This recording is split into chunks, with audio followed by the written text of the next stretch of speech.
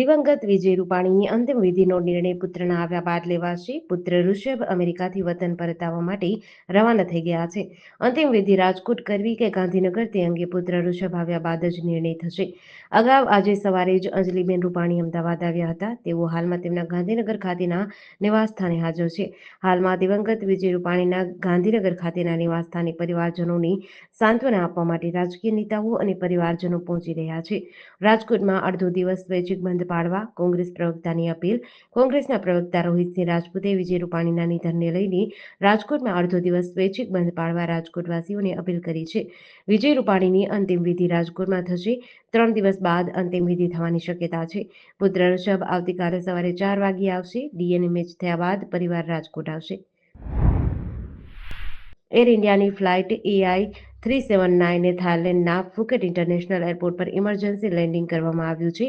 વિમાનમાં બોમ્બ હોવાની માહિતી મળી હતી. વિમાનમાં 156 લોકો સવાર હતા. ફ્લાઇટ ફુકેટથી દિલ્હી આવતી હતી.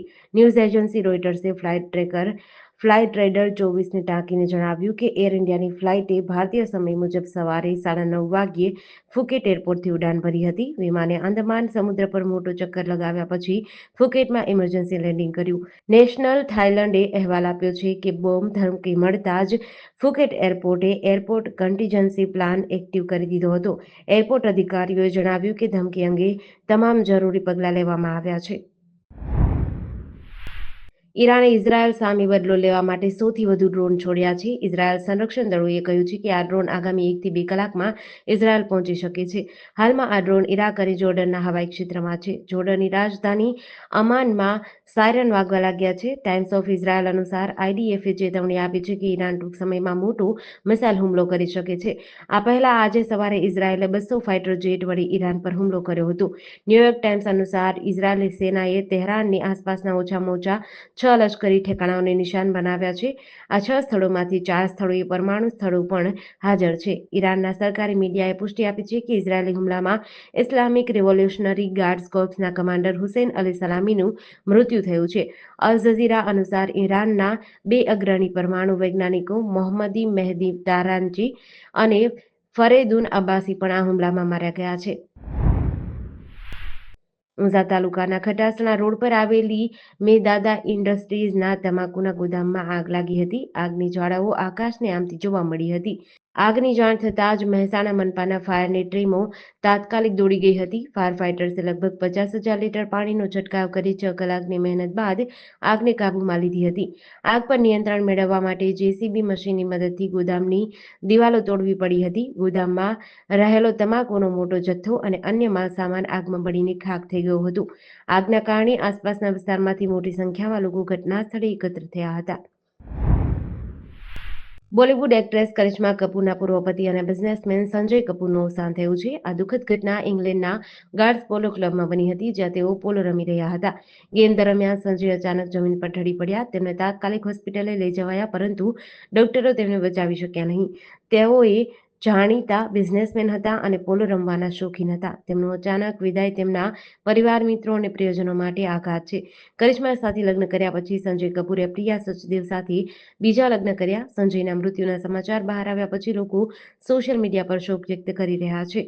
કરિશ્મા અને સંજય અલગ થઈ ગયા હતા, પરંતુ સંજય વારંવાર તેમના બાળકોને મળતા હતા. સંજયના મૃત્યુના સમાચાર પછી કરીના કપૂર અને તેના પતિ સૈફ અલી ખાન સહિત ઘણા બોલિવૂડ સ્ટાર્સ કરિશ્માના ઘરે જોવા મળ્યા હતા.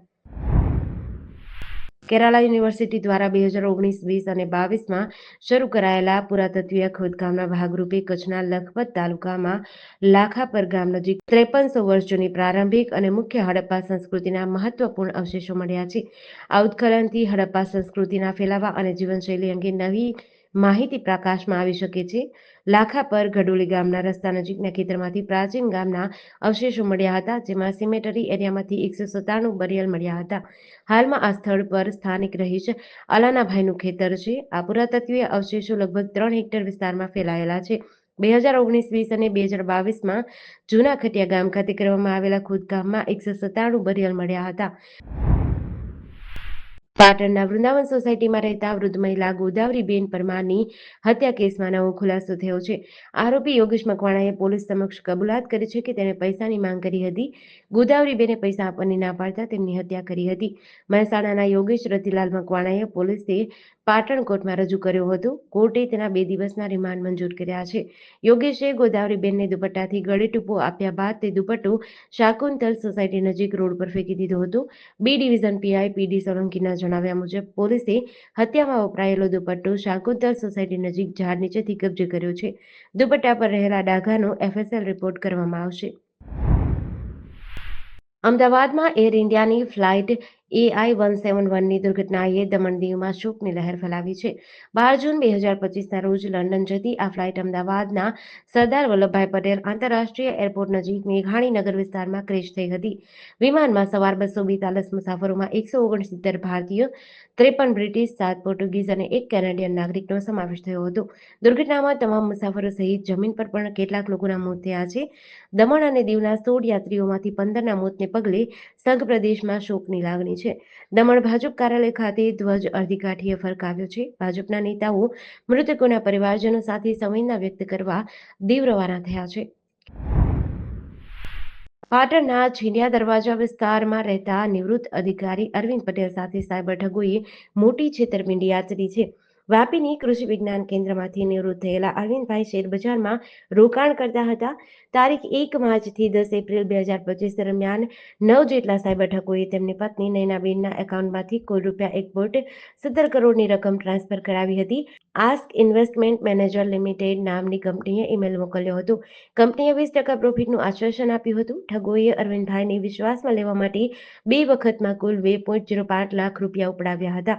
ત્યારબાદ કંપનીએ તેમના એકાઉન્ટમાં ₹4.70 કરોડનો નફો બતાવ્યો હતો. આ રકમ ઉપાડવા માટે પહેલા 15%, પછી 50% અને છેવટે 100% ટેક્સ ભરવાનું કહ્યું હતું. આ માંગણીથી અરવિંદભાઈને શંકા ગઈ હતી. તેમણે સાયબર ક્રાઇમ હેલ્પલાઇન નંબર 1930 પર ફરિયાદ નોંધાવી હતી. વલસાડ જિલ્લાના વાપીમાં એક સગીર છોકરાના અપહરણનો કિસ્સો સામે આવ્યો છે. ભડકમોરા વિસ્તારમાં રહેતા શ્રમિક પરિવારનો કિશોર ગુલશન ગત 31મી મેના રોજ રાત્રે અચાનક ગાયબ થઈ ગયો હતો. ગુલશન તેના પિતરાઈ કાકા સાથે ભડકમોરા વિસ્તારની એક ચાલીમાં ભાડાના રૂમમાં રહેતો હતો. બંને 20મી મેના રોજ વાપી આવ્યા હતા અને પાણીપુરીની લારી ચલાવતા હતા.